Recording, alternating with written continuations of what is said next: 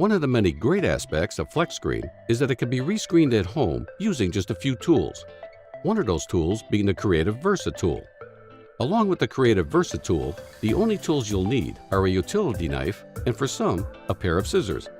Note the two sides to FlexScreen. One side has the screen mesh attached to it, and one side does not. We recommend leaving the original screen mesh on the frame, as it will help keep the frame square during the rescreening process. First, place the screen on a table with the mesh side down. Lay your new screen mesh over the screen, leaving about 2 inches of extra cloth around the edges.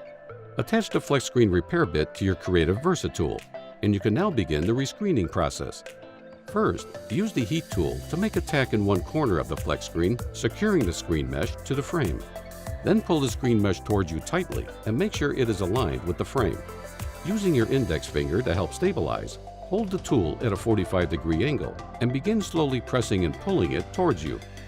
Here it is important to maintain consistent speed and pressure. Repeat this process on the remaining sides of the frame.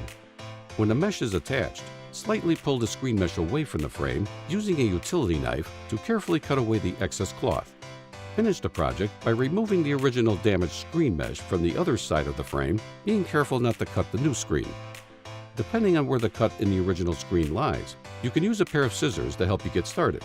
And that's how you rescreen FlexScreen.